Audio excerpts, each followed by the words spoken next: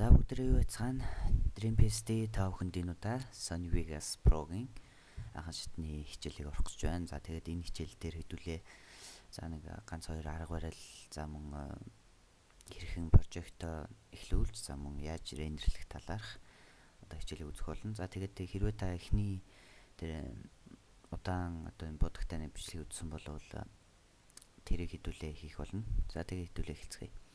За эхлээ file new project. За тэгээд тэр видео за 720 тэгээд 25 секундэд 25 фреймийн хурдтай байсан. За тэгээд хамгийн гол нь энэ фреймийн хурд бол аюул чухал байдаг. Тэгээд тухайн камерын тохиргоо дээрээс хамаарч тэгээд энийг сонгоно. Хэрвээ та бичлэгээ 25 фреймийн хурдтайсан бол заавал энэ 25-ын энийг заавал сонгох хэрэгтэй. За тэгээд pixel формат энэгээр та компьютер хүчин чадал за эсвэл тэгээд resolution rendering гэдэг энэ гарч байгаа. За энийг төр зуртаа энэ дээр нөхчээ. За тэгээд окей. За ингээ project нэгтлээ. Энд харж байгаа 1920 720 25 фрейм. За одоо хэдүүлэнгийнхэн эхний зүйл бол бичлэгээ оруулж за мөн дуугаа оруулах хэрэгтэй. За тэгээд дуу за тэгээд бичлэг энэ хоёр байна. За тэгээд окей. За эхлээд хэдүүлээ дуугаа доош оруулъя. За тэгээ бичлэгээ ишиг оруулж. За харж байгаа. За жоохон заавъя. Заавал энэ тултал нь ингэ хэрэггүй. Тэгээд энд харж байгаагаар дуу маань хөдлөхгүй байна. Энэ одоо яг бичлэгийн дуу нь эсвэл за хэдүүлээ delete гэхээр бичлэгтэйгээ хамт устгаад байгаа учраас control shift U. За ингэхээр бичлэг дуу хоёр салж байгаа гэсэн үг. Тийм учраас бид энэ хэрэггүй. За тэгээд мөн хэдүүлээ яг тохирох бичлэгийн хэсгээ аваад за миний бодлоор хараадахыг би жоохон хараадахыг. За энэ байна. За энэ дээр багт болно. За тэгээд delete уртл нь хэрэггүй. За яаж салгаад байгаа вэ гэхээр S үсгээрээ. S үсгээ дарахаар шууд салгаж байгаа. За S. За тэгээд дараачийн хэрэггүй хэсгээ таслая. За миний бодлоор нэг энэ авцгаа. За тэгээд delete.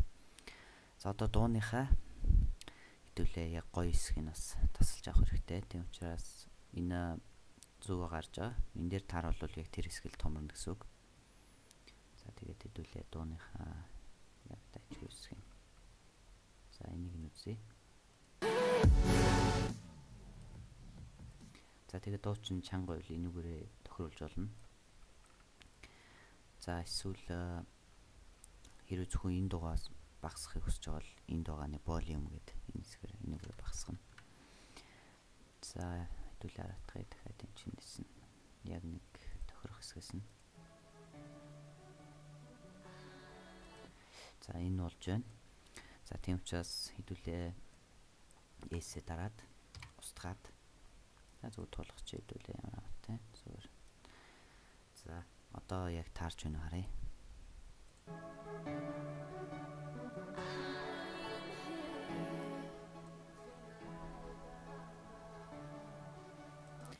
За болж байна. За тэгээд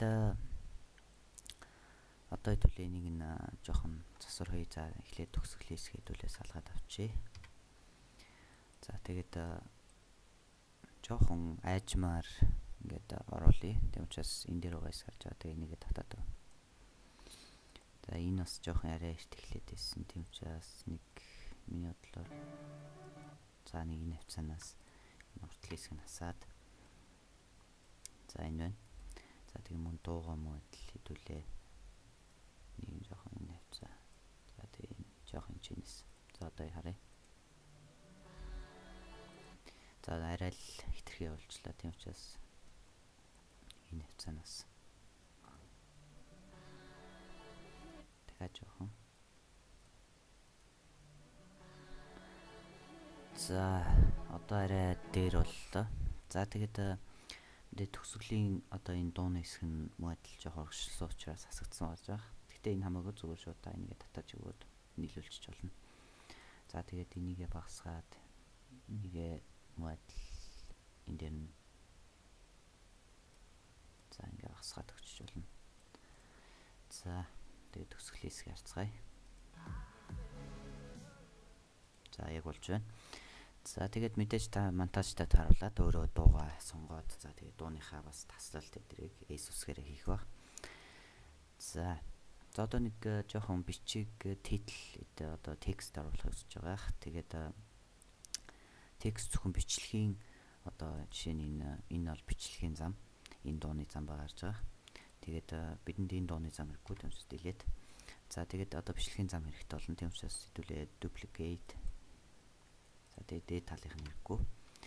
За тэгээд insert text media. За энэ байна. За энэ дээр бүх ингээд юугаар оруулна, текст оруулна. За тэгээд энэ миний бодлоор та бүхэн хэрэгэлцэж байгаа бол Монгол фонтын өө ү хоёр үсэг орохгүй гэдгийг санаж байгаа. Тэгээд энд орж байна. За тэгээд энд эффектүүд за эсвэл энэ бол presets зөв шүү бэлэн. За тэгээд зөвхөн үгээ оруулаад тэгээд анимашнд оруулъя гэж анимашн энд байна. За бид тэгээд үзүүлээ та бүхэнд. За тэгээ хэрвээ ингэчээд л ингээд санаандгүй байдлаар нэг энд юм уу за тэгээд ингээд янз янзын нэг юм газар орчдөг. Тэгээ энд нэг юм цэгүүд гарч байгаа. Зөв тэрийг татчих аваад тэгээ зүгээр болно. За одоо үзцгээе.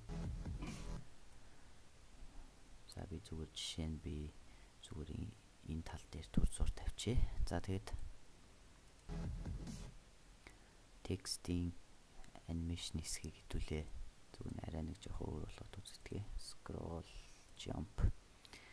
За одоо нэг хараадах юм. Эхнээс нь.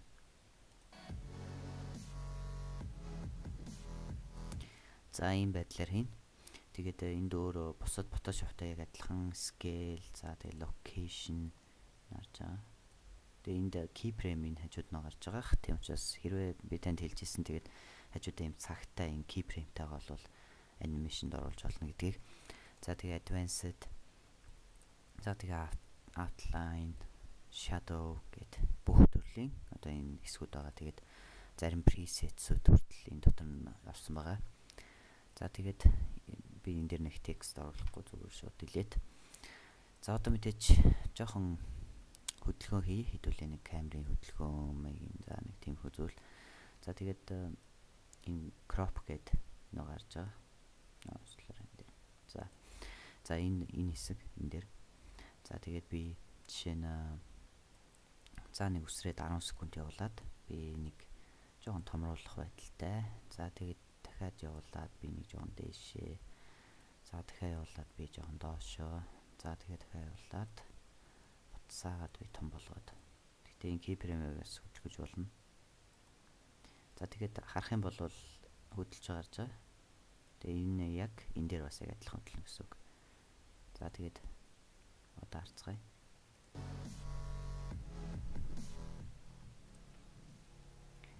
За тэгээд энэ дээр нэг танд хөдөлгөхгүй байгаа харагдаж байгаа. Гэхдээ энэ дээр хөдөлж байгаа яг өндөө бол маш гоё ингэ зөөлхөн хөдөлж гарч байгаа. Илүү томруулаад гоё. За тэгээ хэрвээ таны компьютер гацаад за нэг энэ дээр нэг эсвэл жирэлцэх байдалтай юм эсвэл энэ бичлэгэн дээр орж байгаад properties энэ smart resemble гэдгийг disable болгож байгаа. За тэгээ окей. За ингэхээр нэг тийм нэг жирэлцэх байдал алга болчихно. За тэгээд гацаа тавилын муу адил After Effects-тэй адилхан нөгөө draft за тэгээд бичлэгийн нэг энэ хэсгийн чанарыг багасгах эдэргээд бүгд байгаа. За би энийг зөв хайлт дээр нь төр зур ингээд тавьчих. Best-ийн хайлт дарж байгаа. Шууд одоо хэлтгэр real time гэд байдаг. Тэгээд real time боёо одоо жинхэнэ цагаараа шууд харахыг ингээд үзэж байгаа ийм байдлаар харж болно. За одоо мэдээч өнгө зам бусад эффектүүдийг оруулах гэж байгаа. Тэгээд энэ хоёр дахь энэ тал дээр энэ гарч байгаа. Энэ дээр дарна. За тэгээд энэ дээр мөн зарим таны мэдэх After Effects, Photoshop дээр байдаг зарим эффектүүд энд явж байгаа. За жишээ нь би Magic Wall Lux энэ дээр суулгасан ба гарч байгаа. Тэгээд жишээ нь би энэ дээр окей. За тэгээд энэ дээр edit гэдэг гарч байгаа. За энийг яаж суулгах вэ гэхээр та Magic Wall Lux After Effects дээр хэрвээ суулгасан бол Sony Vegas-ийн яг суулгалт хийх үе дээр Sony Vegas-ийн нэг чагт байх хэвээр. Нэгсэндээ та бүр эхнээс нь суулгахдаа бүр анхнаас нь Sony Vegas-ийн чагтыг дарах хэрэгтэй. Тэгжээж Sony Vegas дээр одоо энэ суух боломжтой болж байгаа. За тэгээд энд бусад бүх одоо хэсгүүд байгаа. За тэгтээ би энийг нэг хэрэглэхгүй нэг сүртэй зүйл биш гэж бодож байна.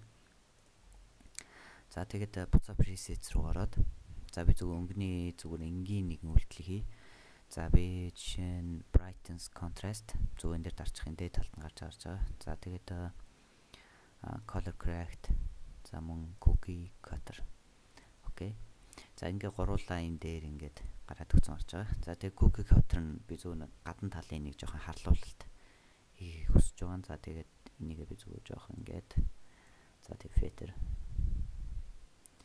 За тэгээд color correction за brightness руу гараад төлөө жоохон багасгаад за тэгээд жоохон contrast-аад жоохон харлуулад за тэгээд color corrector руу гарч байгаад жоохон синхронг арай жоохон тодорхой синхронгтэй болж байна.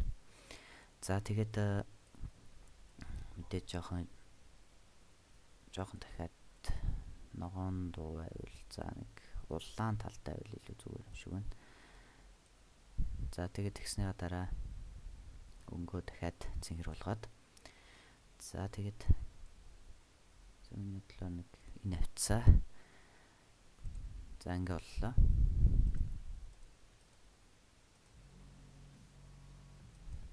За илүү гоё өнгөтэй болсон марж байгаа.